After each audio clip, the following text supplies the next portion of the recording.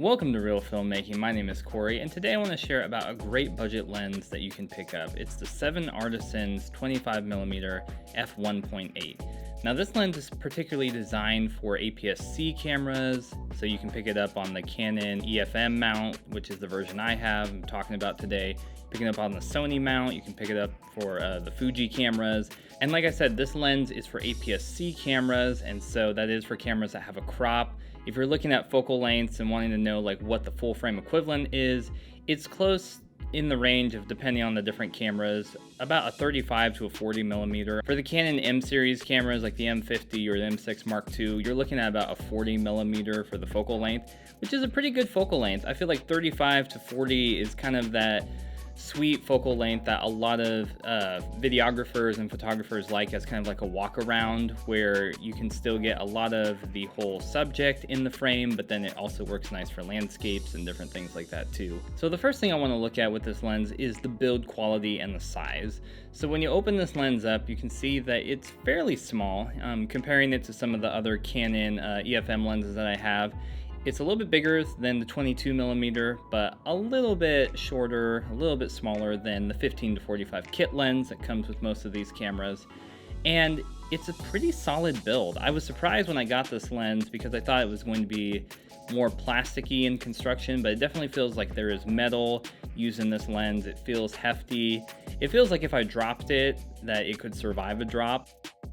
I'm not saying drop your lenses, but it feels just more sturdy than some of the cheaper, more plasticky kit lenses that I've used in the past. So great marks for build quality and the size of this lens. I do enjoy the compact nature of the whole EFM system. Now this lens is a manual lens, which means that there are no electronic contacts in this lens. When you mount it to your camera, you're not going to be able to use autofocus, any of the other features that some of these mirrorless cameras have, like using the lens for stabilization, any of that stuff. So you will be doing focus manually.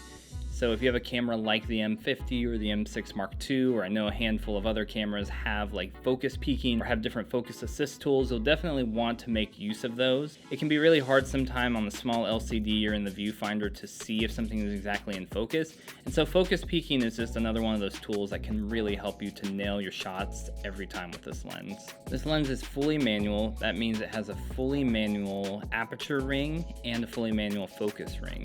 And so it's a declicked aperture. And what that means is essentially you can change your aperture and seamlessly go from f1.8 all the way up to the maximum aperture. Both of these rings, the focus ring and the aperture ring, feel really nice. They're easy to turn, they feel comfortable in the hand. And for such a small, compact lens, it doesn't feel like I'm struggling to turn either one of these. Like I mentioned, this lens is not electronic, so along with no autofocus, there's no stabilization.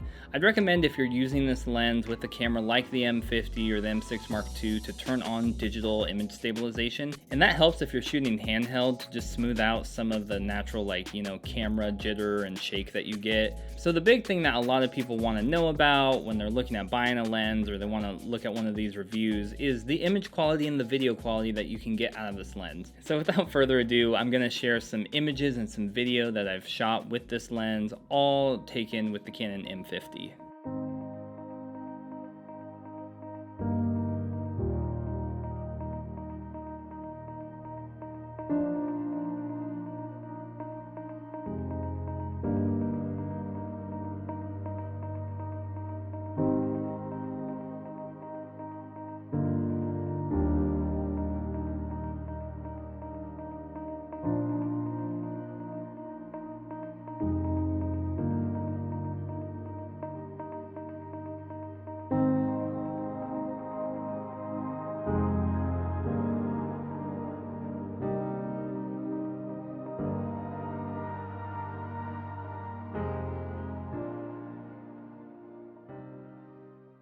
Now there's lots of reviews that you can look up that do a lot more of the spec for spec and looking at all the different graphs and the focus and all that different stuff, and I actually find that really fascinating. But when I do reviews and talk about lenses and gear here in particular, I tend to do a lot more of the hands-on, what's my experience been, how have I used it practically in the field, and that's kind of what I'm going to talk about with this lens. It's not the sharpest lens that I've ever used, but I would say it's a lens that does have character. It has more character than some of its other like counterparts on the budget range. And what I mean by that is like the way that it renders some images look very like filmic, very soft for me. And like I don't mean like soft as in it lacks focus or sharpness. Sometimes cameras can be overly digital and like the images can look like harshly over digital, and this kind of just takes that digital edge off, and so you're left with really nice looking images. And then the last thing I want to talk about is the price. Currently, as I'm recording this video, you can pick up this lens anywhere from 60 to 80 bucks. I think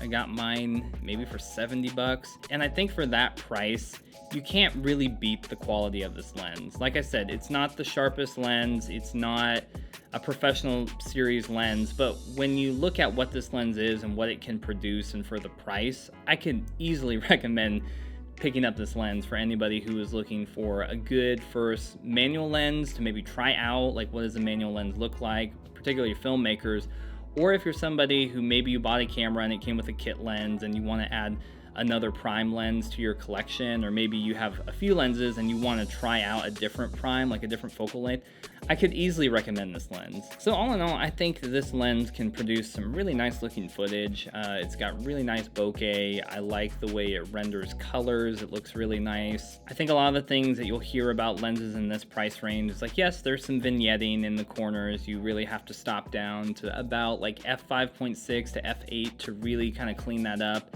It's not tack sharp, like all the way from the center image to the corners. But again, it really kind of depends on what you're going for with this lens. I personally like a more soft kind of filmic look to my footage, and everyone has a preference, and I feel like it's fairly easy for me to achieve that with this lens. So I hope you found this video helpful. I've enjoyed shooting with this lens for the last like couple weeks. I've had it on my M50 and it's kind of been my go-to lens, and I've really enjoyed it. It's got a lot of good character. If you found this video helpful, make sure to give it a thumbs up, subscribe to Reel Filmmaking for more content coming about camera gear, storytelling, creative process on a weekly basis. And until next time, keep making movies and watching movies. And I'll see you on Reel Filmmaking.